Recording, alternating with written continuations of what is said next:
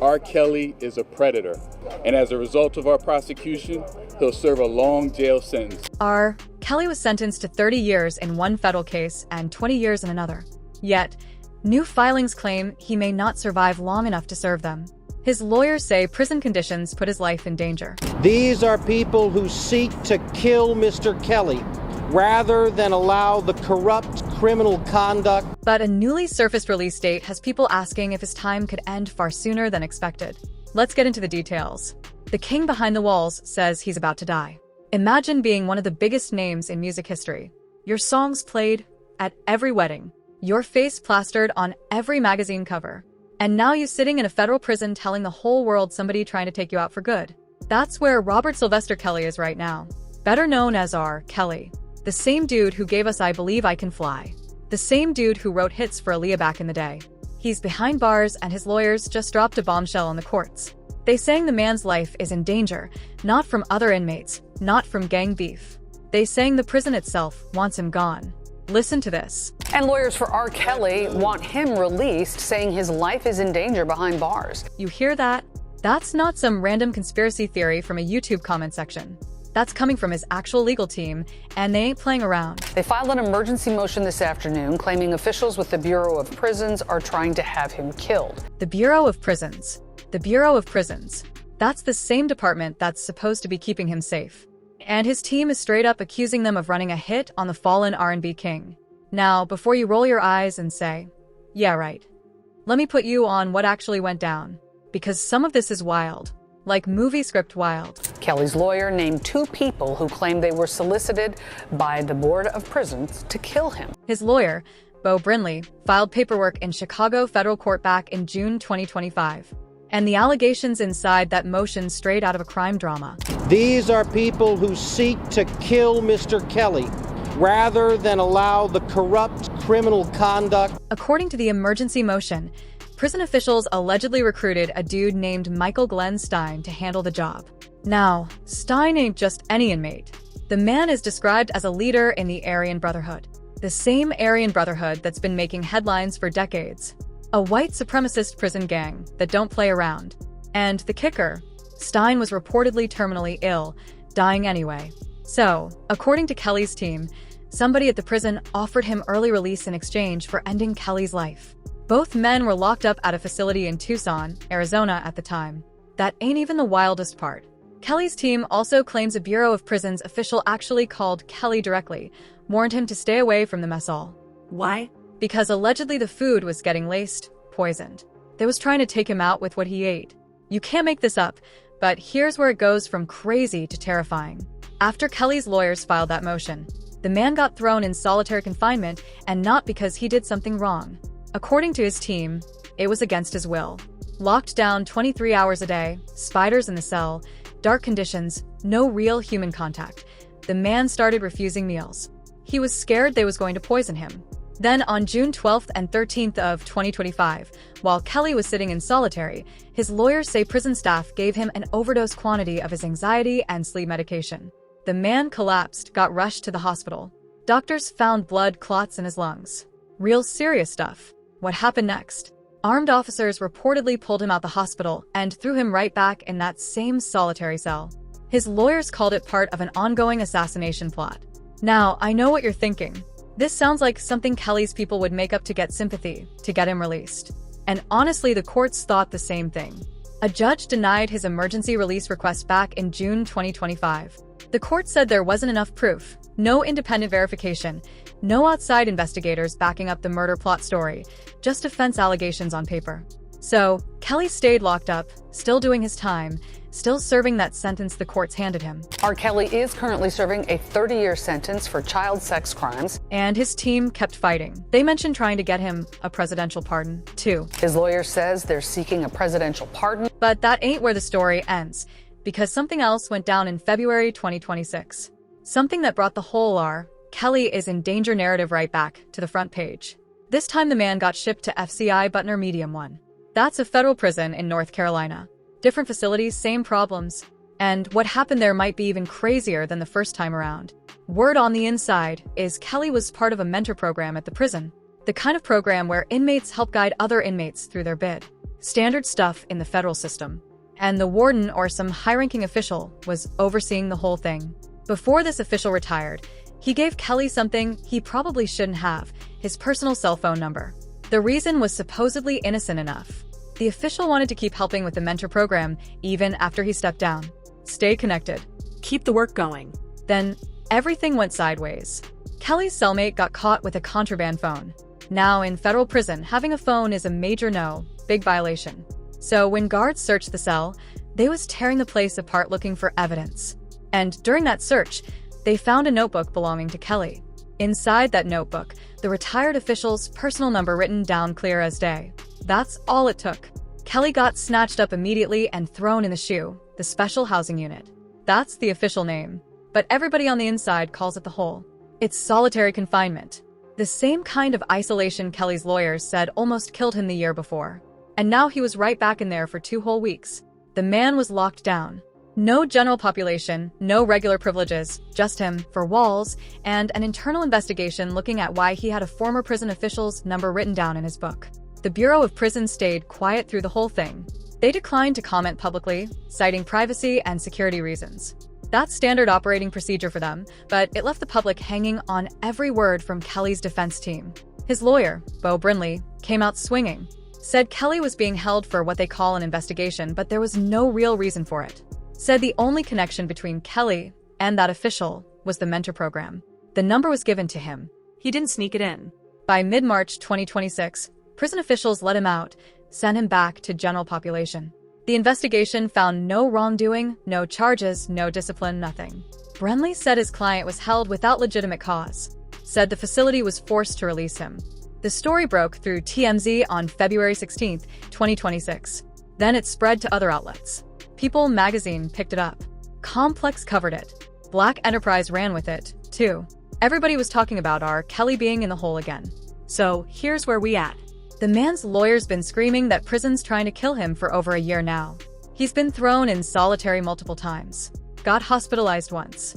And every time something happens, his team files more paperwork trying to get him released early. So, what's really good with R. Kelly's release date? That's the question everybody asking. Because between the alleged murder plots, the medication overdose, the solitary confinement runs, and the appeals filed by his attorneys, you'd think something would have changed by now. I'm about to break it all down for you. The convictions, the sentencing, the 30 years, the civil suits, the appeals, and what's really happening with his projected release date. Stick with me because the next part is going to shock you. How the king of R&B ended up with 3 decades behind bars. To understand why R. Kelly is fighting so hard to get out, you got to understand how he got in there in the first place. And it's a lot. Kelly was born Robert Sylvester Kelly on January 8, 1967 in Chicago, South Side, Ida B. Wells Homes. That's projects living real projects. His mama Joan raised him and his siblings on her own. She was a school teacher, sang in the church choir, and she made sure her son knew the gospel from day one. Kelly started singing in church around 8 years old. His mama would put a nickel on the record needle to slow down Stevie Wonder songs, so he could learn the runs. That's how serious music was in that house. He went to Kenwood Academy in Hyde Park, played basketball, dropped out before graduating. But his music teacher, Lena McClin, saw something in him. She pushed him toward singing. The rest is history. By 1991, the man signed with Jive Records, started a group called Public Announcement. They dropped Born into the 9S in 1992 and went platinum. Then he went solo with 12 Play in 1993, and that joint sold over 5 million copies. Bump and Grind stayed at #1 on the R&B charts for 12 weeks. 12 weeks. Nobody was touching that. Then came the crossover moment. 1996. I Believe I Can Fly from the Space Jam soundtrack. The song went everywhere. Won 3 Grammys. Became an anthem for graduations, sports moments, motivational speeches. Even today, you hear that song and feel something. Robert Kelly was the king. Period. But while he was building this empire, something dark was already happening. And the world either didn't know or didn't want to know. Back in August 1994, Kelly was 27 years old. He had just put out a hit. He was at the top of his game. And he secretly married a 15-year-old singer named Aaliyah, the same Aaliyah who would later become an R&B legend before her tragic passing in 2001. The marriage certificate listed Aaliyah as 18. that was a lie. Federal prosecutors would later allege that Kelly bribed an Illinois state employee to get a fake ID for the young singer so they could get married. The whole thing got old in 1995 once her family found out what was really going down. That was the first major red flag, but the world kept playing his music.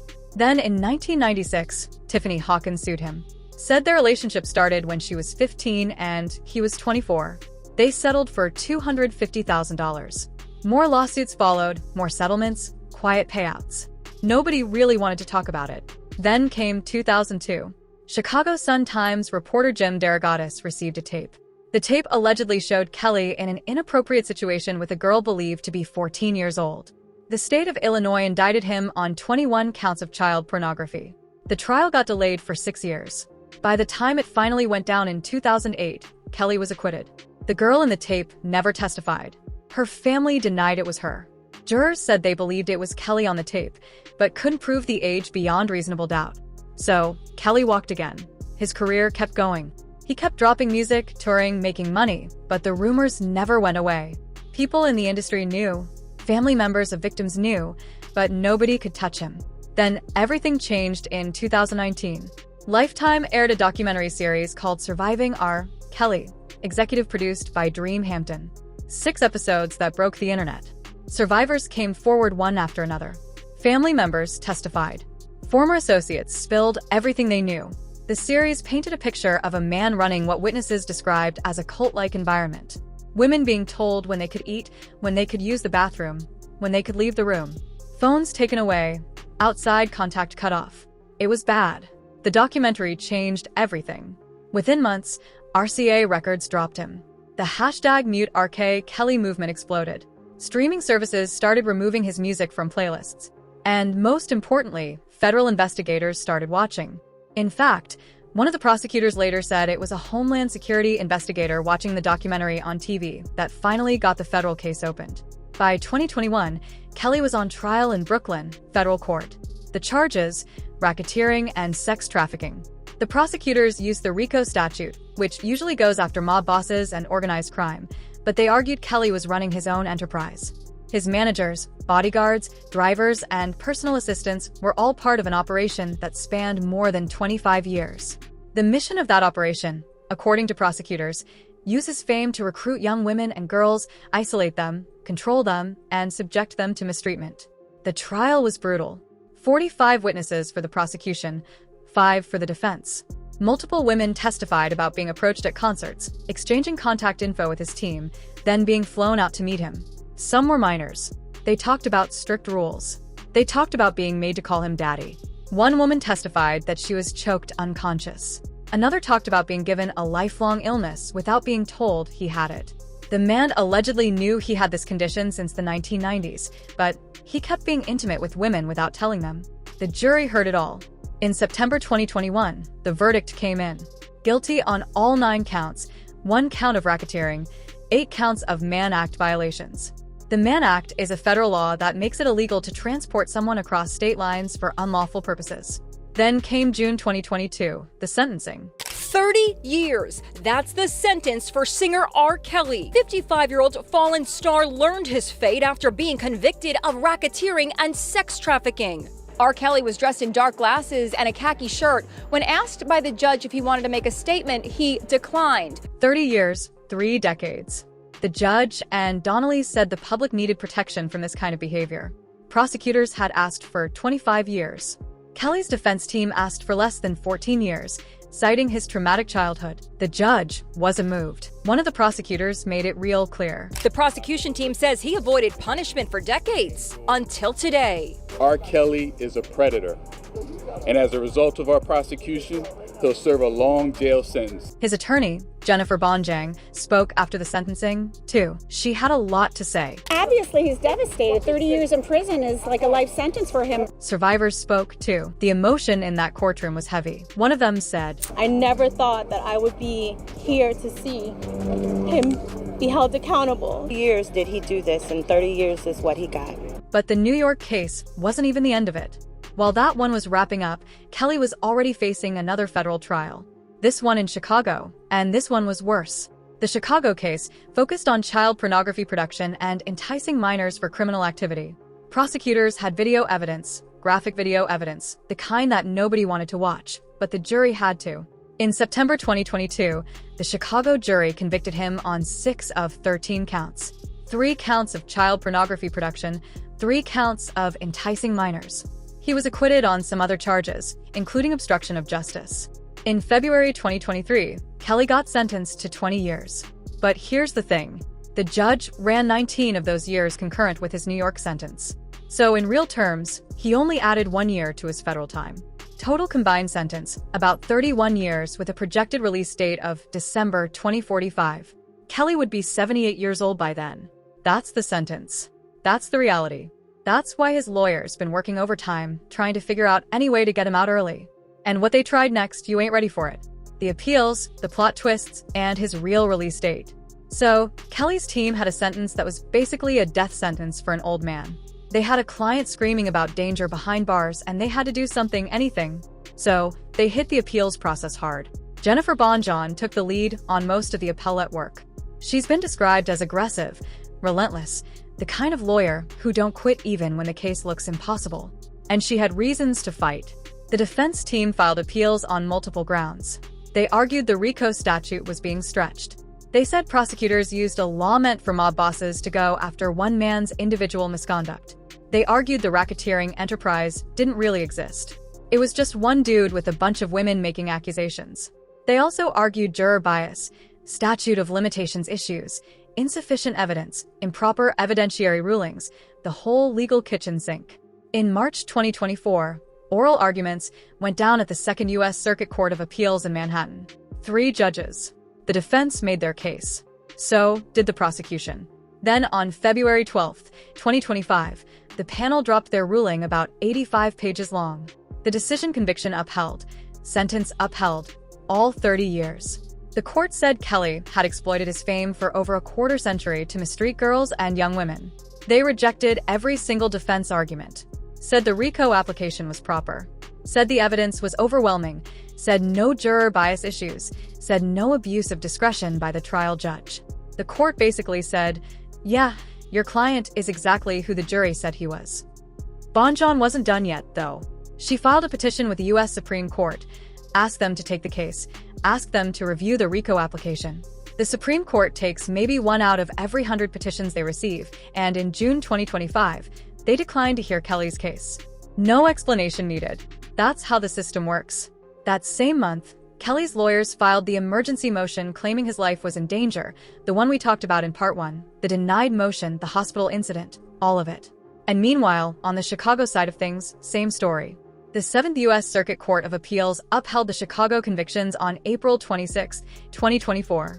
They rejected the statute of limitations argument, pointed out that federal law was amended in 2003 to extend the statute of limitations for child sex offenses.